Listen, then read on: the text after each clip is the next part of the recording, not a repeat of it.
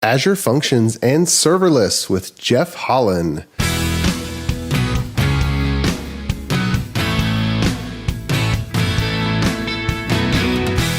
The Azure DevOps Podcast is a show for developers and DevOps professionals shipping software using Microsoft technologies. Each show brings you hard-hitting interviews with industry experts, innovating better methods, and sharing success stories. Listen on to learn how to increase quality, ship quickly, and operate well.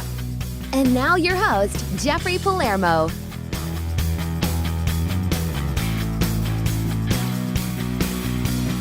Welcome back to the show. I'm Jeffrey Palermo, your host. Make sure to check out www.azuredevops.show for past episodes and show notes.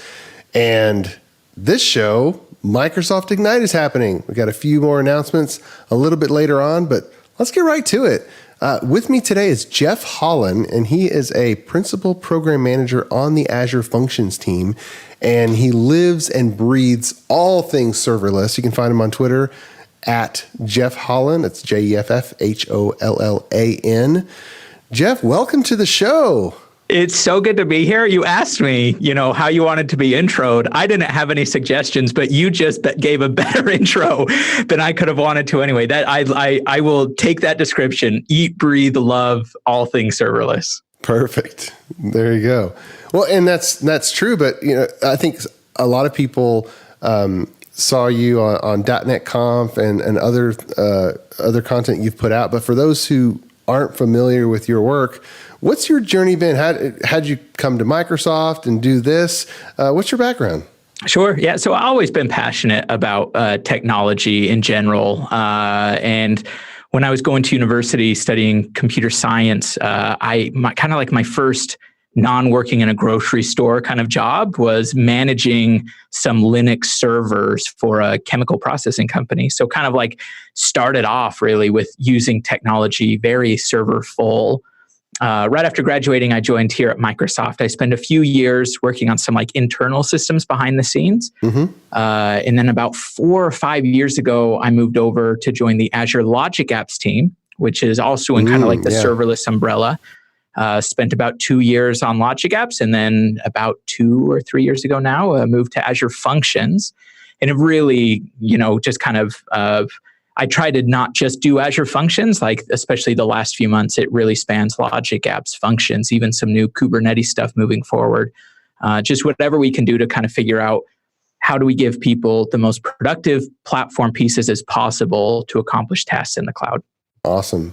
Well, that space is exploding for sure. And I think everybody realizes that, maybe we don't have to manage this whole operating system. There's another way to just, quote, run my code. And so everybody's interested. And certainly the listeners of this podcast they're shipping software on Microsoft technologies and would love to get out from under some of that maintenance load. So what's new in serverless and what are the options that people should be paying attention to these days? So I think one good place to start, especially thinking about Ignite and some of the announcements we've been coming out with this week, you brought up a perfect point, which is hey, the pitch of serverless sounds super appealing to so many people. This idea of, I have something that needs to get done. How little do I have to do? How can I be the most productive to get that done? One of the things that we've seen is just that there's so many different types of problems that people want to solve. And a lot of what is new is us kind of coming out with workloads or patterns or scenarios that cater more to those specific requirements. So one of the announcements I'm most excited about is that now PowerShell support in Azure Functions is generally available, because a lot of people's first function is just something simple like, I need to run this PowerShell script, maybe on a schedule, maybe when I send an HTTP request. So automation jobs is one really big use case that we see for functions. And with kind of general available support with PowerShell, it comes with ways that it will automatically manage PowerShell modules for you, keep them up to date in version so you don't have to worry about constantly updating your code. Your script just works and stays secured and updated. It seems like a small thing, but that's a big thing. It opens up a new world of functions to not just developers, but also operators and entire teams who just need to run automation jobs. So without Visual Studio, a function can be just PowerShell. That's right. Yeah. That's cool. Yeah. One of my useful functions, I use functions for a few little things in my life, but I'm always trying out new stuff. So some announcement will come out, or they'll be like, hey, Cosmos DB now does this. And so I'll go open up my subscription and create some resources to play around. But sometimes I forget to go and delete them. and then at the end of the month, I'll get an email saying like, hey, your free credits are about gone or whatever else. So I wrote a really simple PowerShell function. It's like a 5-line PowerShell script, just PowerShell. And all it does is every night at midnight, I call it the Grim Reaper. It wakes up, it looks for any resources that I've named with a specific naming pattern. So I do D- if it's like a temporary resource, and it will just automatically go and clean them up for me. There's I've seen templates online where they're like check tags and they have like expiration of resources, but just something like that where it's like, oh shoot, how can I make sure I'm shutting down my VMs or cleaning up resources when I don't need them? Just writing that 4-line PowerShell script is saved me actual money in my life. Oh, no doubt. I think every single person who's used elastic computing, not even in Azure, but anywhere, has looked at their bill and said, oh, shoot, has that been happening all month? Did I really ask for all that? Right. Exactly. So with Azure Functions, there's so many different ways now to do serverless, with the app service and with containers and whatnot. How do people even choose?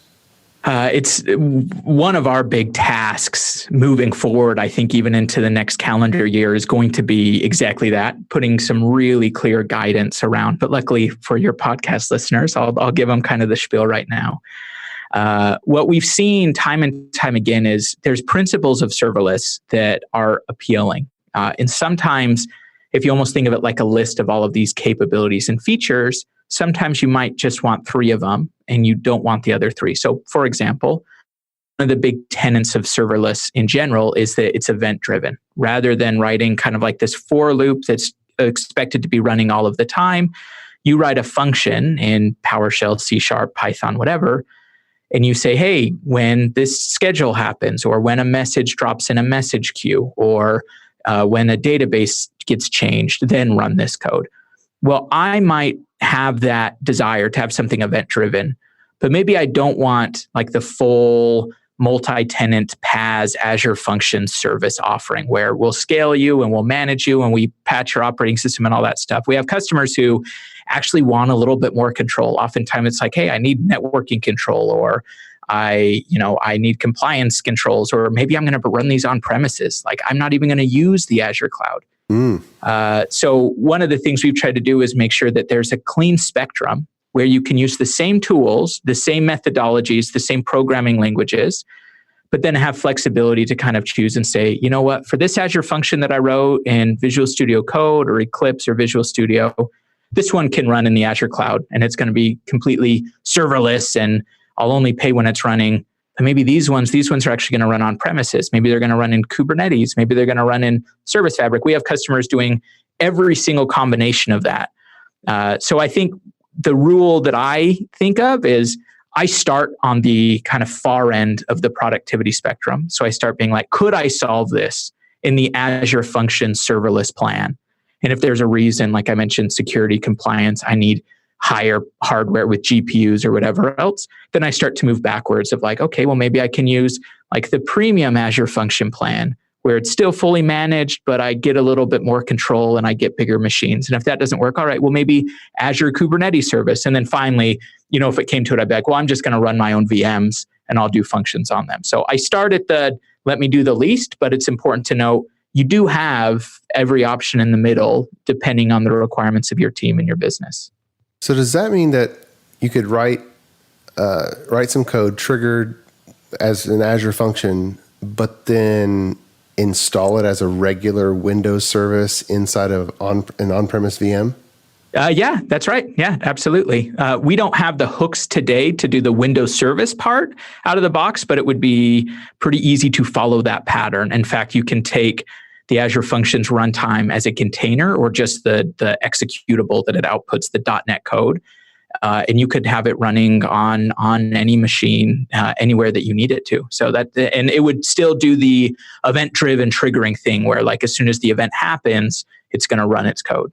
That would be an interesting migration pattern for people because so many people have long-standing Windows services that are running on all kinds of operating systems. But if they could just take all that code and put it inside of an Azure Functions wrapper, now I guess that's forward portability into an actual Azure Function runtime at some point in a subscription.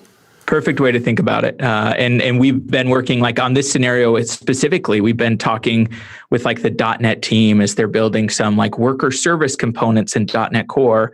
Like how can we make it so that anyone who wants to do event driven, whether it's in the cloud or as a service or whatever else, can have this event driven model.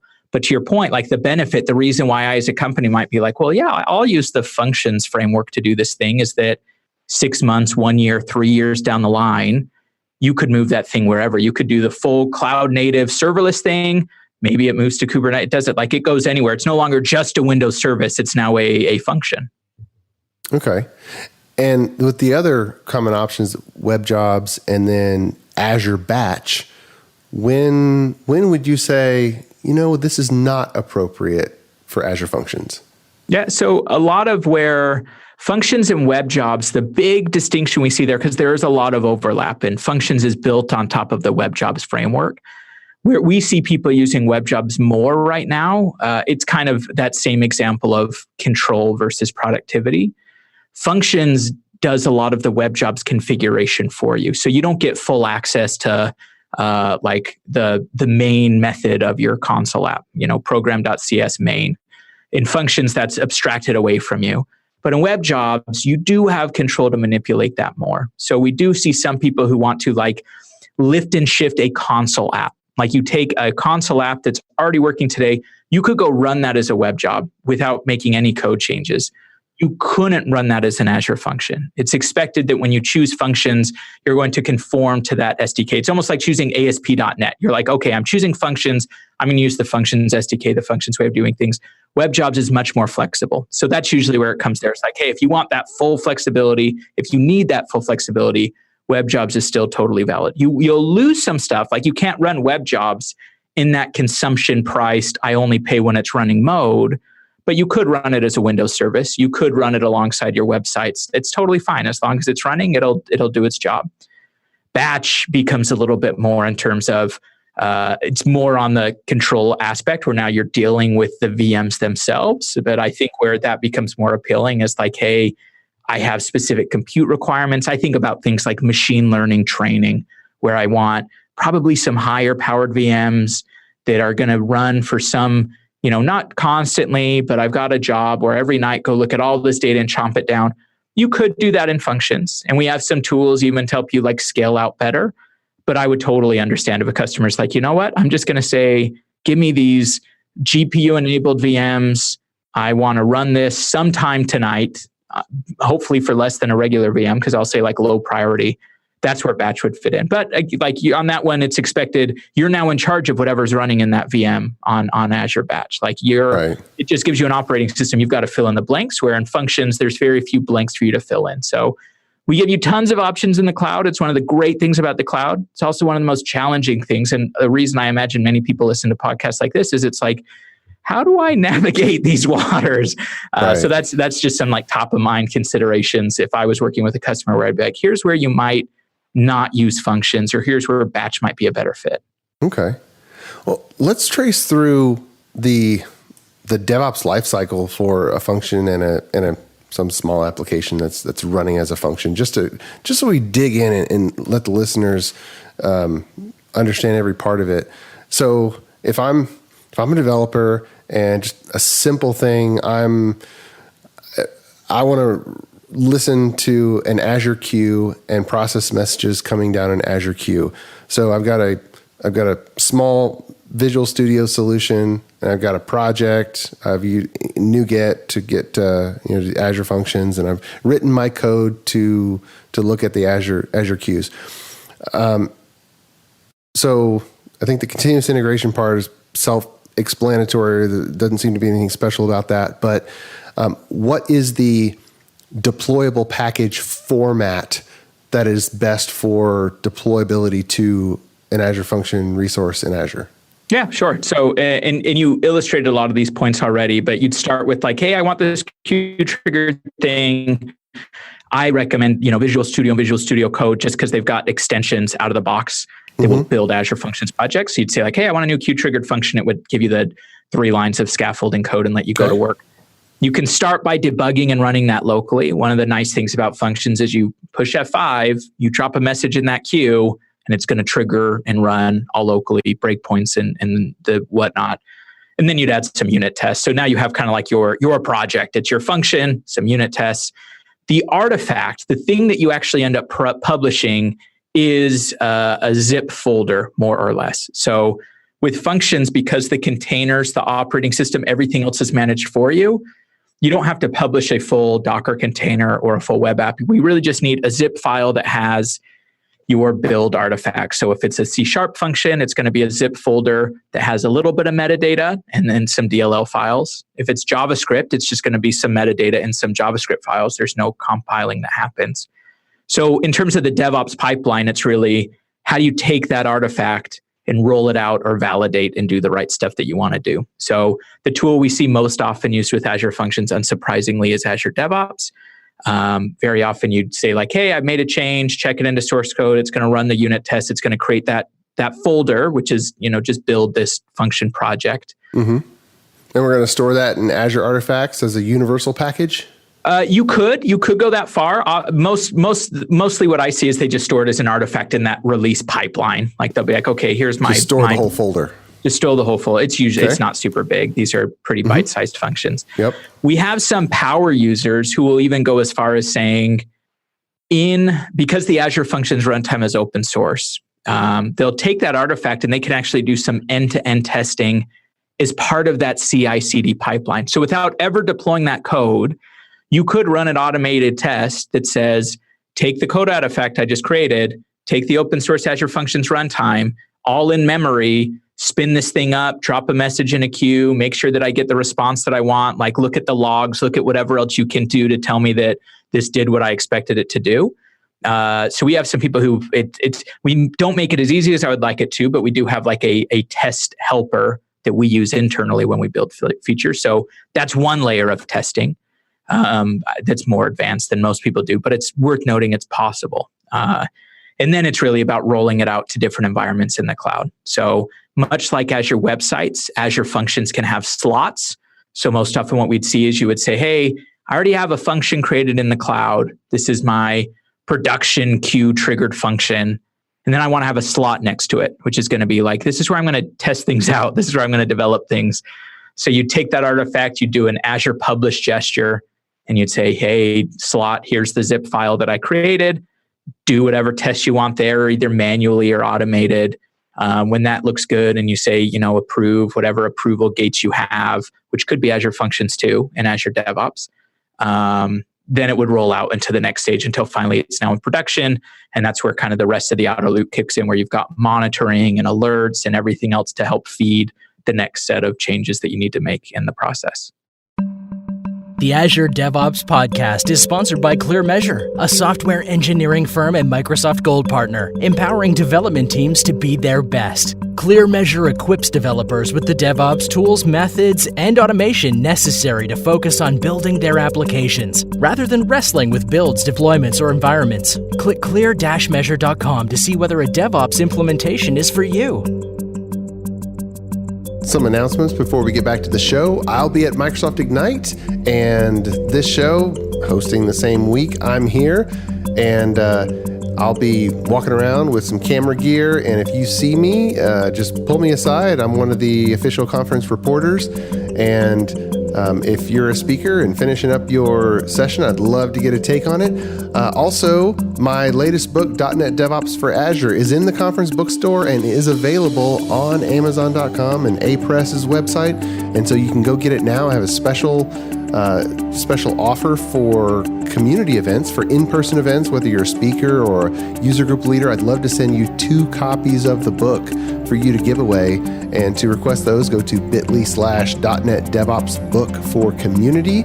And also, another offer, if you email me, Jeffrey@clear-measure.com, and if you can tell me who my very first guest was on the Azure DevOps podcast, then I'll send you a free ebook copy of the manuscript. And then the last announcement, if you followed me for over 20 plus years, you know that I love to teach, and I just finished teaching another training course, my .NET DevOps Bootcamp, on October 28th. I'm scheduling another one, and this is aimed at lead developers and team architects who want to ship quickly and operate better. And so check out my Twitter for announcements on that, at Jeffrey Palermo, JEFFREYPALERMO, or just email me to let me know that you're interested, and we're going to publish another public date. Or if you'd like a private instance of the course for your team, then just let me know. And now let's get back to the second half of the show. So and again, listeners on this show really are driving towards the fully automated environment, automated deployments, all that. So what is the recommended way to create the Azure function? Because they don't want to go around clicking in the portal. Well, that's another common mistake everybody's making is they click around in the portal. We've heard about pet servers versus pets versus cattle, and then we create a pet Azure resource. Yes. Yeah. Right. So what's the appropriate way? Because you guys are testing this thing all day in and day out. So what's the right guidance for creating the Azure resources for the environments? Yeah. So creating the thing to kind of think about here is there's almost two pieces. So you have the function resource, which is like, this is the resource. It's like an empty slate, like, hey, insert code here. And then you have your actual code. To create the actual resource, to 100% agree. My go-to tool at this point is the Azure CLI. So it's like AZ function app create is the command. Okay. I try to do everything I can through that CLI, because then when you want to automate it, you copy and paste that command instead of being like, how am I going to model all these clicks in the portal that I've been doing from time and time? So the Azure CLI is how I create that resource to tell like my subscription, hey, I'm going to put some code there. To actually create the function project, we've got a number of options really catered to the language that you want. So in .NET, the .NET CLI has function templates where you can say .NET new Q-triggered function, and it will kind of create that for you in a CLI environment, ready for you to go locally, set up with all the metadata that it needs. In Java, it uses Maven. In Python, we have just a Azure Functions CLI. It's called the Azure Functions Core Tools that can generate it for you. So there's a lot of options locally, but you did raise a very good point, which I just want to echo. In general, while it's nice and easy to get started by clicking around the portal, once you start thinking about anything that looks or smells like something that's not just I'm clicking around and looking at stuff, get out of that portal, right? Use the portal to go look at your logs, use the portal to monitor it once it's deployed. Try to do your development locally, try to do your creation of resources through CLI tools and scripts and ARM templates or whatever it is that is consistent with the rest of your stuff. You're going to be in a much better place as you grow and scale. Okay. In your opinion, is it a better pattern to deploy command line, the command lines for tweaks and changes and modifications to your Azure Functions resource at the same time you deploy the application changes? Or is it better to have a separate pipeline? Because you have command lines for creating the Azure function. Then I'm guessing if you, at some point you need to change something about it, that's another command line. So we're versioning those, we're storing those in source control.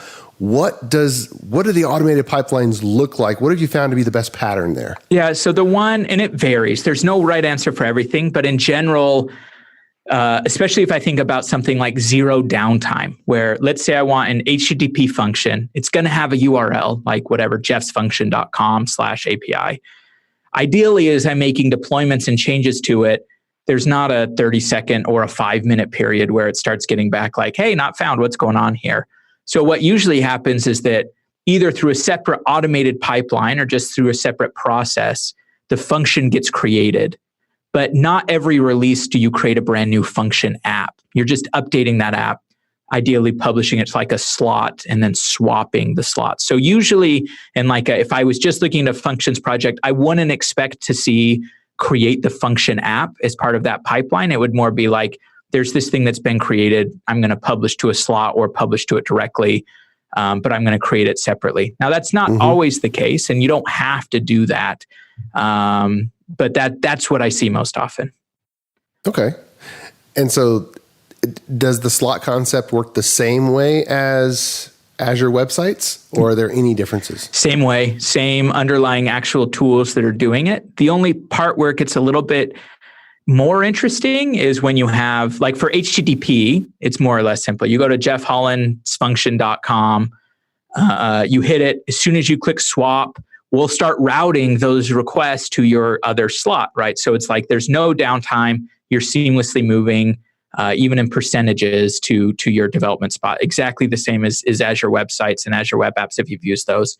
Where it does get a little bit more, you have to be thoughtful is if I have a queue triggered function, because we can't just use a front end to start routing your queue messages because you're pulling from the queue. So on that one, it's usually something like an application setting that is like the queue name. And so your slot would say pull from dev queue, and your production slot would say pull from production queue. And when you swap them, they're actually swapping those application settings so that you start pulling from the right queue. So that one's less obvious and more fraught to how do I actually do a zero downtime deployment if I have a queue or Event Hub or Cosmos DB triggered thing? And that's where you've got to be a little bit more thoughtful around your app settings. Okay, so it's not just you've got a config file, but there's now under the covers. Is it a process level environment variable that those settings go to, or how does that work? It's an environment variable. So there is a config file, and I mentioned kind of like when you create the artifact, you'll get, it's called the function.json. You can, if it's .NET, you can go poke around the bin folder and find it. For other languages, it's a little bit more in your face. And it will say like, what's the name of the queue that you want me to listen to in that function JSON? Usually when people get started, you can just hard code that in. You can be like, it's Jeff's queue. When you type that in function JSON and you type that in your C# thing, and that's fine, but it means wherever you deploy that and whenever you deploy that, it's always going to be triggering on Jeff's queue. So the syntax that we recommend is you can have the same config, but instead of the name of the queue being a kind of like a static hard-coded thing, you can say the name of the queue is actually going to pull from this environment variable. So you'll know the name of the queue by looking at environment variable queue name. And that's where things like the app settings of the published function come in handy, because then when you're doing a swap, you can swap those environment variables and your queue will switch without you having to change the actual artifact that you publish to that app. Right. Okay. Well, that makes a lot of sense. Now, there's probably a lot of listeners who haven't used slots before. So then a question I think to clarify is, if I have a production environment and a UAT environment and two other environments, am I creating one Azure function with 8 slots, or do I need a separate Azure function per environment, or what's the topology that I should be going for? Is there a rule of thumb? There is no rule of thumb, like most things, and I hate having answers where it's like, well, it could go either way. It depends is not allowed on this show. I think for me, the most important considerations of when a slot is appropriate is when I do want a seamless deployment. So if it's important to me that without making any code changes, I can go from staging to production without any downtime at all, that's where I need that slot. Now, it's very possible, and especially with functions where if you have 100 functions or one function, it's not going to cost you any more to have more functions. So I think I would almost expect for people to have a UAT function and a test function and a dev function and a production function, but the production function would still have a slot. So maybe there's just one of those. Like I wouldn't say it was a bad thing to do, but I'd be surprised if I saw a function app that had 8 slots rather than 4 function apps and 2 of them had 1 slot, if that makes sense. That's how and that's more just how I'm thinking about it, but it's not, again, I don't know if it's this, that, or the other, or where it would help or hurt. It's more just how do you prefer to organize it? Just realizing the only way to get the zero downtime thing is if it's a slot for that app, not in a separate app. Well, if it shares the Azure websites configuration, then does that mean that all of the slots for a particular Azure function will run on the same underlying CPUs, the same underlying VM that's hosting that function? It's a fantastic clarifying question. For regular websites, and this is where it differs, that is the case. So if you have a website and multiple slots, they're all running on the same instance. For Azure Functions, it is slightly different in that your slots could actually be running on different compute than your main one. And I say that and I pause because I want to make sure that's the case.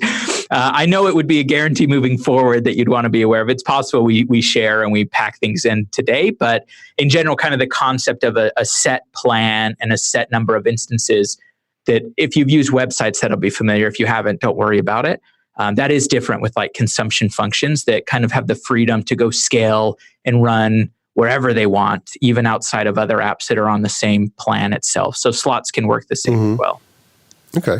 And functions are, I mean, they can trigger a web URL, right? Yeah. So they're always hot. They're always ready to go versus an Azure website that might have to warm up if it's been dormant for a while. So functions can get cold, especially the HTTP scenario is the one that comes in most common. We keep them warm for about 15 minutes. And we will scale it down. In general, they warm up much faster than a website because we have a heap of optimizations we've done on the other side. So like right now, the average is around 2 to 3 seconds for functions of like, if it's been a few minutes, like 20, 30 minutes, there might be an extra 2 or 3 seconds that hits you on that consumption plan. So we do have premium features where you can be like, you know what, I'm willing to pay a little bit more to just keep this thing warm, and we will.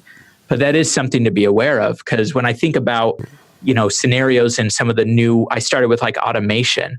Another big one we see are for these really inexpensive serverless websites where it's like, hey, my personal website, I really don't need to be paying $50, $60 a month for this thing. No one's going, like maybe a few people go to it. So you can have it be, websites that are calling functions and you're paying pennies a month. But it is something to be aware of, that it's like, hey, when that person goes to your website, it might be a bit slower than if it was hosted on an app service plan that had always on, turned on, and it was always running 24/7. Yeah. So people have learned about the free tier of Azure websites and then the basic plan of Azure SQL. It's just hey, I'm playing around with a demo app. What are the resources to choose to get free, or like my bill is a few cents a month? Yeah. So with Azure Functions, what are the configurations to choose to just play around with it for like as close to free as possible? Yeah. And all of our defaults when you're getting started, unless you tell us otherwise, will default you to the free stuff because most people want that. The majority of our customers are running on the near free stuff. So Functions, for a subscription, you get 1 million executions a month for free. And I think 400,000 seconds of compute time. So the vast majority of people, especially playing around for a demo or even for production workloads, you're going to be very cozy in that free tier. The terminology you will see for that free tier is called the consumption plan, like pay for what you consume. Yeah. But it's the default for everything.